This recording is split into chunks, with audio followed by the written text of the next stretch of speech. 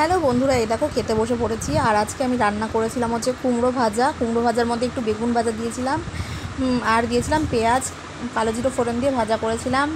বাটা মাছ দিয়ে, আলু দিয়ে, টমেটো দিয়ে পেঁয়াজের তরকারি করেছি।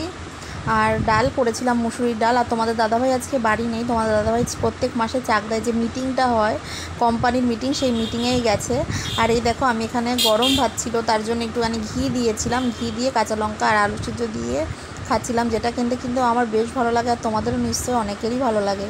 তো আমার বাবা এসেছিলো, আমার মা বাড়িতে নেই, মা গেছে হচ্ছে মাসি বাড়িতে। তো বাবাকে আমি বলেছি প্রত্যেকদিন এখান থেকে ভাতটা খেয়ে যাবা। তো বাবা এসেছে, বাবা ভাতটা খেয়ে গেছে, ছেলেকে খাইয়ে দিয়েছি, শাশুড়িরও খাওয়া গেছে। এখন তাই আমি খেতে বসে পড়েছি। আর ফোনটা তো চালু করেই নিয়েছি, কারণ আমি এখন তো খাবার খাওয়ার ভিডিওটা করি না। তো যাই হোক, চলো দেখো। আর রান্নাগুলো সব সুন্দর হয়েছিল, আমার বাবাও খেয়ে বলেছে ভালো হয়েছে। আমার বেশ ভালো লাগে যখন ভালো ভালো কমপ্লিমেন্ট দেয়। বিয়ের আগে তো সেভাবে কখনো রান্নাই করিনি। রান্না একমাত্র মা যখন বাড়ি থাকতো না তখনই করেছি, তাছাড়া আমি খুব একটা রান্না করিনি। তবে যেটুকু আমি রান্না করি সেটুকু খেয়ে, মানে খুব বেশি মানুষ না খেলেও আমার বর অন্তত সবার আগে প্রশংসা করে আর বলে আমি নাকি এখন বেস্ট রাঁধি। তো যাই হোক, সময়ের সাথে সাথে মানুষ কত কিছু শিখে যায় না। সময়ের সাথে সাথে আমিও অনেক কিছু শিখে গেছি, হয়তো আরও শেখা বাকি। মানে সারা জীবন যতক্ষণ মানুষ বেঁচে থাকে ততক্ষণ মানুষ শিখতেই থাকে। একসাথে দুটো মানুষ, আবার এক একজনের শেখার প্রসেসিং আলাদা। একই বয়সের দুটো মানুষ হলে এক একজন এক এক রকমের হয়। সবাই যে একই বয়সের হলে একই রকম হবে তাই কখনো না। অনেকের মধ্যে ম্যাচুরিটি ব্যাপারটা অনেক আগে চলে আসে, অনেকের মধ্যে আসে না। তেমন আমার সত্যি কথা, এই যে সামান্য কথায় রাগ হয়ে যাওয়া, তারপরে চিৎকার করা, এগুলো মানে আমি কন্ট্রোল করতে পারি না আপাতত। এখন বর্তমানে আমি সেগুলো চেষ্টা করছি যে একদম মানুষ যেমন নীরব হয়ে অনেক কিছু করতে পারে, নীরব হয়ে করাটা।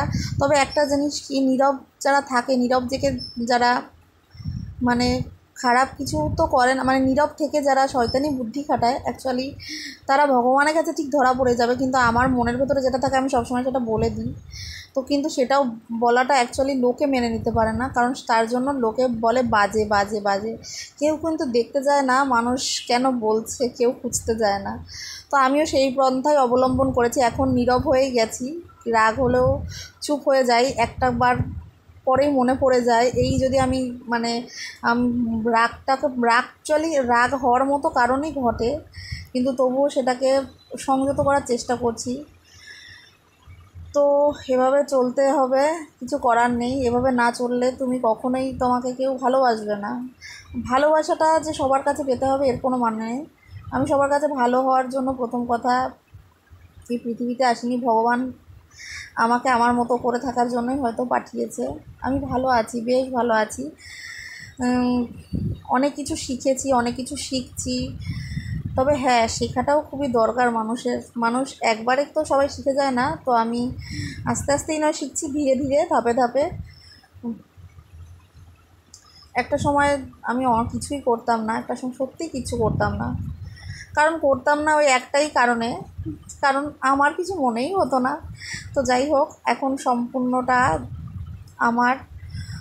তো আমার সবটা আমারই করা উচিত আমি মনে করি, তার জন্য আমি সবটাই করি। দেখো, দিব্যি আছি না, বেশ ভালো আছি। কোনো কোনো মানে সেখানে কোনো, সত্যি কথা, কোনো অশান্তি, গণ্ডগোল, ঝামেলা কিচ্ছু নেই। শান্ত নীরব মানুষ, সবাই সুখে থাকতে চায়, ভালো থাকতে চায়, সবার সুখে থাকার অধিকার আছে। আর সত্যি কথা, কারোর এক মানে একজনের কাছে আমি শুনেছিলাম যে নুন ভাত খেয়ে থাকা, মানে আমার মেয়ে যদি নুন ভাত খেয়ে ভালো থাকতে পারে, তো আমি মনে হয় প্রত্যেকটা বাবা মাই চায় যে সবার মেয়ে, মানে যার যার বাবা তার তার মেয়ে সবাই ভালো থাকুক, এটাই সবার চাওয়া। শুধু একটা বাবার না, প্রত্যেকটা বাবার। কোনো বাবা ভাবে আমার মেয়েই শুধু বেস্ট, অ্যাকচুয়ালি বাবাদের কাছে সব মেয়েরাই বেস্ট। আমার বাবার কাছেও আমি বেস্ট, সত্যি কথা।